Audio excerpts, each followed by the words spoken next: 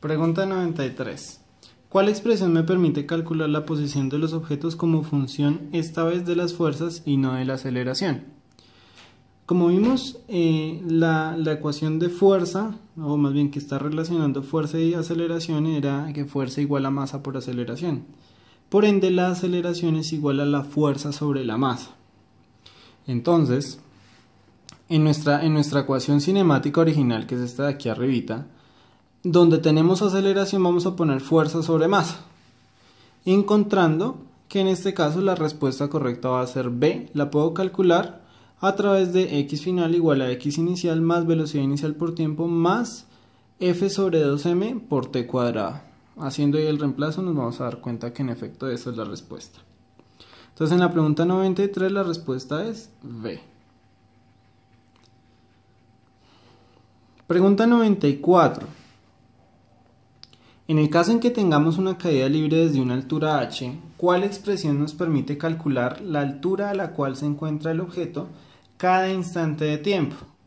Recuerda, en caída libre la fuerza que genera el movimiento es el peso, entonces fuerza igual a masa por gravedad. Bien, en el caso de una caída libre, entonces como vimos, en caso de tener las fuerzas, pues simplemente es esta ecuación, ¿cierto?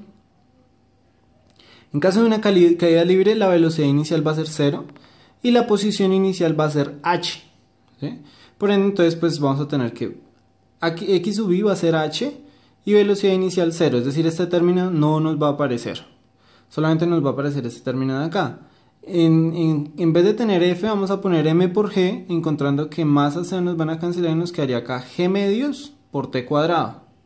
Y ahora, como la aceleración está hacia abajo, la vamos a tomar negativa, encontrando en este caso que la expresión, entonces pues decimos, tiene posición inicial igual a h, entonces va a ser alguna de estas tres ecuaciones, notemos que la b se descarta, más pues dijimos que velocidad inicial era 0, por ende este término no está, descartamos esta posibilidad de acá, la descartamos junto con esta de acá y encontramos que de hecho la respuesta es que es la posición final igual a la inicial, que es h, menos un medio de g por t cuadrado. Recordemos que este menos lo que nos indica es que va hacia abajo. Entonces en la pregunta 94 la respuesta es D.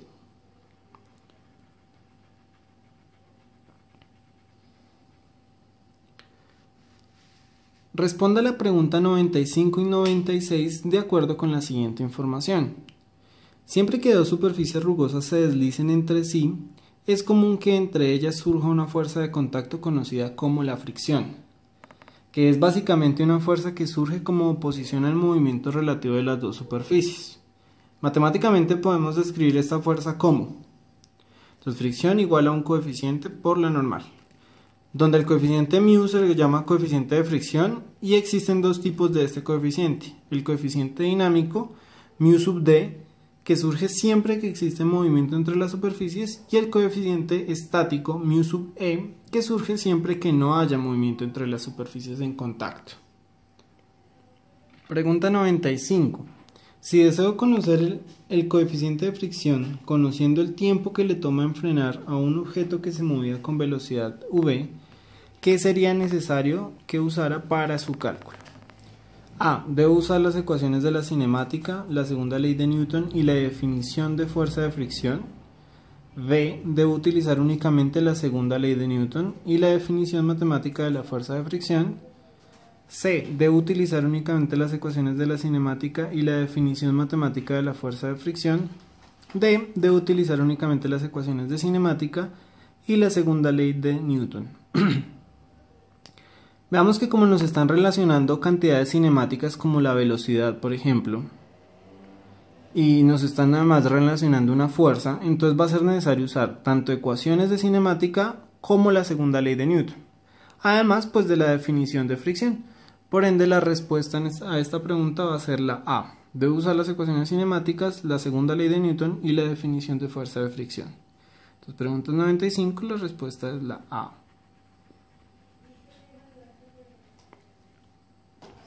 Pregunta 96.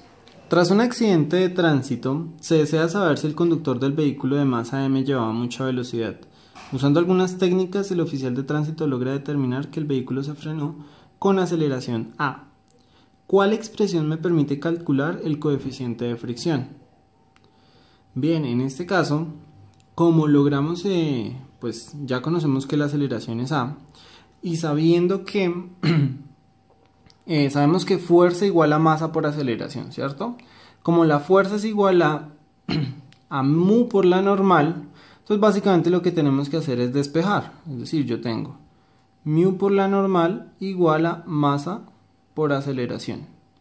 Entonces mu va a ser igual, vamos a tomar normal que está multiplicando, pasa a dividir y por ende mu va a ser igual a la masa por la aceleración sobre la normal, ¿cierto?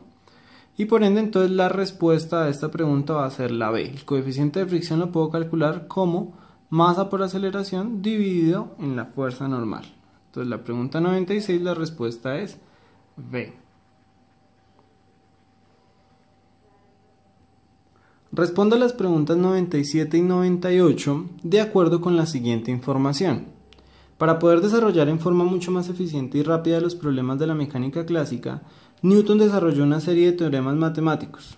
Uno de esos es el conocido como teorema de conservación de la energía mecánica, la cual es válida siempre que el cuerpo esté aislado de cualquier tipo de fuerza, salvo los casos de la fuerza gravitacional y la fuerza de los resortes.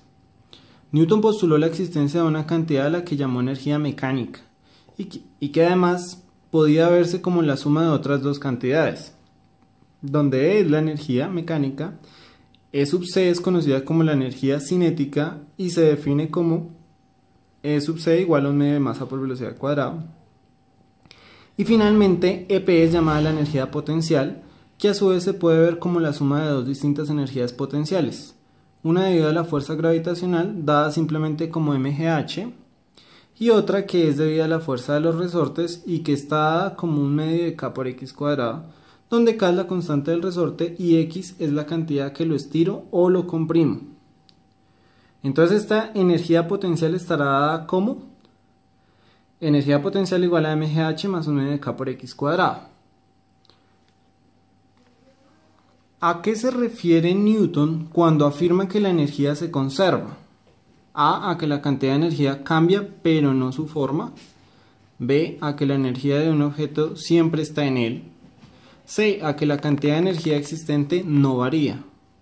O D, a que la energía de un cuerpo no se puede degradar. Bien, cuando Newton afirmaba que la energía se conserva, entonces, como lo mencionan ahí en el texto, esto es únicamente cierto si las únicas fuerzas presentes sobre el objeto que estemos estudiando son o la fuerza gravitacional o la fuerza de Hooke o de los resortes. En ese caso podremos decir que la energía del objeto es un valor constante, no varía. Es decir, acá en este caso lo que podemos afirmar es que la energía del objeto siempre está en él. Entonces la respuesta será la 97. La 97 será la B.